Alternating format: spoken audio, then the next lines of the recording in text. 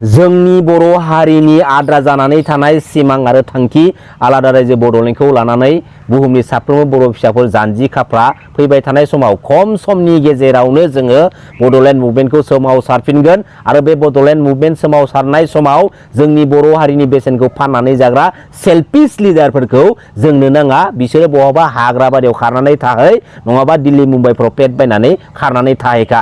बेफोरबायदि बर' हारिनि बेसेनखौ फाननानै जाग्रा सेल्फिश लिडारखौ जोंनो नाङा आरो जोंनि बड'लेण्ड मुभमेन्टनि बेसेनखौ फाननानै जाग्रा लिडारखौ जोंनो नाङा। नंगौना नङा रायजो राजा नोंथांमोन? बेयाव गासैबो मानगोनां मेलेमजिबि रायजो राजा नोंथांमोनखौ आंनि बे भिडिअ बरायना लाग्रोनाय जाबाय।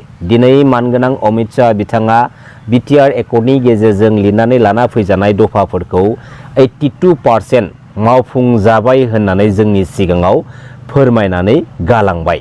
थारैनो जुदि 82% बिटिआर एकर्डनि दफाफोरा मावफुंजामारदोंब्ला माबे माबे दफाफोरा बे 82%नि गेजेराव दङ बेखौ प्रमद बर' बिथाङा जों रायजो राजानि सिगाङाव फोरमायथिनानै होनांगौ हानायमानि थाबैनो। जेब्ला प्रमद बर' बिथाङा दुलाराय बर' फरायसा आफादनि आफादगिरि बिबानाव थानानै जोंनि बर' माहारिनि सेपारेट स्टेट बड'लेण्ड मुभमेन्टखौ लिडिं खालामदोंमोन, बै समाव बड'लेण्ड मुभमेन्टखौ लानानै सोमावसारनाया गोख्रोंनिफ्राय गोख्रोंसिन जाबोनो हमदोंमोन आरो बै जोंनि सोमावसारनायनि गोख्रोंथिखौ बे आसाम स्टेटनि एन्टि बड' हारिनि माखासे मास्टार माइन्डेड पलिटिकेल लिडारफोरा गोख्रोङै नोजोरथि लाखिबोबाय थादोंमोन जे बे बर' हारिनि बड'लेण्ड मुभमेन्टखौ माबोरैहाय डिस्ट्रय खालामनो हागोन।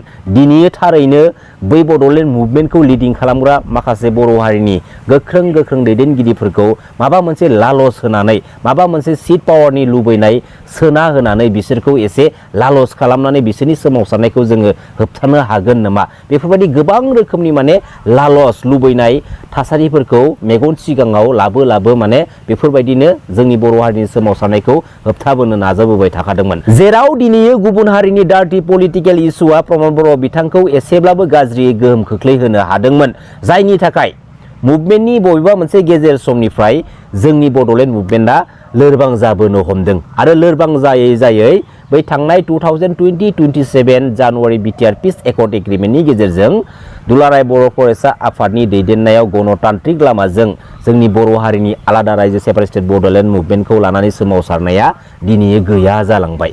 नंगौना नङा रायजो राजा नोंथांमोन? आरो जाय समनिफ्राय प्रमद बर' बिथांखौ गुबुन हारिनि डार्टि पलिटिकेल इस्युआ खानानै लानो हादोंमोन, बै समनिफ्राय प्रमद बर' बिथांखौ मुभमेन्टनि गेजेर समावनो पलिटिकेलनि माखासे डायलगफोरखौबो मारिबोनाय जों नुबाय थादोंमोन आरो माखासे नंखाय स्ल'गानफोरखौ बुहुमनि साफ्रोमबो बर' फिसाफोरनि खोमा सेराव मेगननि सिगाङाव बिथाङा डायलग मारिनानै खोनाहोबाय थायोमोन आरो बैफोर गासैनि गोथां सावगारिखौ जोङो थांनाय 2020-27 जानुवारि बिटिआर पिस एकर्ड एग्रिमेन्टनि गेजेरजों आबुङै जोङो रोखा फोरमान मोननो हाबाय। नंगौना नङा रायजो राजा नोंथांमोन? दिनै जोंनि बर' हारिनि गेजेराव मोनथाम एकर्ड जालांबाय। 1993 आव बिएसि एकर्ड, 2003 10 फेब्रुवारियाव बिटिसि एकर्ड, 2020-27 जानुवारियाव बिटिआर पिस एकर्ड एग्रिमेन्ट। बे मोनथाम एकर्डनि गेजेराव जों बे बिटिसि एकर्डनि सायाव जोंहा जेबो अबजेक्सन हमनो हानाय जोंहा राइट्स गैया। मानि थाखाय मिथिगौना? मानगोनां बिएलटि ब्रादार्स मोना स्टेट गभर्नमेन्ट आरो सेन्ट्रेल गभर्नमेन्टनि गेजेराव थानानै गावसोरनि आखायाव आइजें लानानै हारिनि थाखाय दावहा नांनायखौ दोनथ'नायनि गेजेरजों गावसोरनि एगेन्स्टआव नांनानै थानाय जायफोर केसफोर दंमोन ना, बैफोर गासै ए टु जेड प्रब्लेमफोरखौ बे बिटिसि एकर्डनि गेजेरजों सुस्रांनायनि थांखियै सुस्रांनायनि रादाय खानायजों लोगोसे बे बिटिसि एकर्डआ मानगोनां बिएलटि ब्रादार्समोनखौ लानानै बानायनाय जादोंमोन, जेराव मानगोनां बिएलटि ब्रादार्समोननि बिटिसि एकर्डनि गेजेरजोंनो बिटिएडि एरियाखौ लानानै फार्स्ट टाइमनि थाखाय पलिटिकेलि गभर्नमेन्ट रुलिं खालामनो हानाय मोन्थायखौ मोनजेननो हादोंमन। बिटिसि एकर्ड जायनि सिगाङावहाय जोंनि गोबां माखासे एरियानि ओनसोलफोरा लाथिख'मोन, बे बिटिसि एकर्डनि उनावहाय जोङो काउन्टिं खालामनो हानाय मोनसे थासारिखौ लाबोनो हादोंमोन। जेब्ला समनिफ्राय आसाम स्टेटआ स्टेट महरै गनायथि मोनदोंमोन, बै समनिफ्राय आसाम स्टेटनि पलिटिकेल सिस्टेमनि गेजेरजों जों ट्राइबेल हारिया जेसेबांखिनि मोननांगौ मोन्थायफोर दंमोन जों जेबो मोनबोनो हायाखैमोन, अर्थात बिसोरो जों ट्राइबेल हारिनो होबोआखैमोन। बिसोर जोंखौ मुगैयो, बिसोर जोंखौ नासयो, लोगोसे बिसोर जोंनि बे ट्राइबेल हारिखौ बे आसाम स्टेटनिफ्राय फोजोबस्रांनायनि मोनसे थांखि लादोंमोन, जेराव बे हारिजोंनो गोबां रोखोमनि जाथावथारै जारिमिनारि जाथायफोरा जानानै थांबाय आरो बिसोरनि माखासे मास्टार माइन्डेड प्लेन पलिसिनि गेजेरजों दिनैसिमबो जों ट्राइबेल हारिनि गेजेराव, जों बर' हारिनि गेजेराव माखासे पलिटिकेल इस्युनि गेजेरजों दुंहाव थासारिया सोमजिनो नागिरबाय थायो, अर्थात बिसोरो सोमजिहोनो नाजाबाय थायो। आरो बे आसाम स्टेटनि अत्याचारजों जोंनि बे ट्राइबेल हारि आरो जोंनि बे बर' हारिया ओरैबायदि सात जालानि गेजेरजों गावबा गावनि जिउखौ दैदेनबोनांगौ जानानै फैदोंमोन, जायनि थाखाय बिसोरनि बेफोरबायदि जोंनि हारिखौ गादबनानै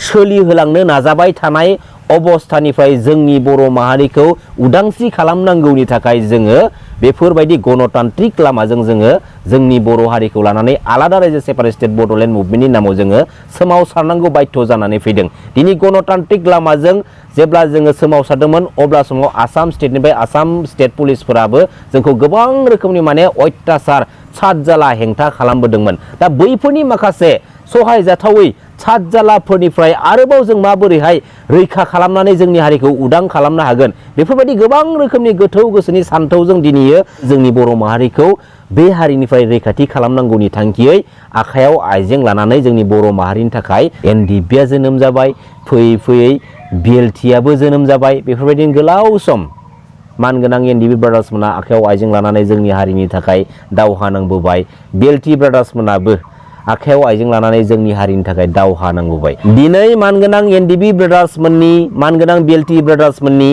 जोंनि बर' माहारिखौ रैखा खालामनायनि थांखियै आखायाव आइजें लानानै दावहा नांबोनायनि थाखायसो जोंनि बर' हारिया नैबे स्टेजाव बेखिनि थासारियाव थानो हादों। जोंनि बे बिटिसि पलिटिकेल सिस्टेमनि गेजेरजों फैयै फैयै बै एन्टि बड' हारिनि मास्टार माइन्डेड पलिटिकेल लिडारफ्रा जोंनि हारिनि सानैसो लुबैसुला लिडारफोरखौ सिट पावारनि लालस खालामदों, रांनि लालस खालामदों, बायदिसिना रोखोमनि लालस खालामनानै दिनै बिसोरो गादबनानै जोंनि बिटिसि पलिटिकेल सिस्टेमाव इउज खालामगासिनो दङ, जायनि थाखाय दिनै मोनसे गेदेर एग्जाम्पल महरै दुलाराय बर' फरायसा आफादनि आफादगिरि बिबानाव थानानै दिपेन बर' बिथाङा बै गुबुन हारिनि आखायावसो जोंनि बर' हारिनि जेंना जेथोफोरखौ मावफुंनायनि थांखियै बर' फिसाफोरखौनो भट होनानै देरहासार होहरनो थाखाय खावलायदोंमोन।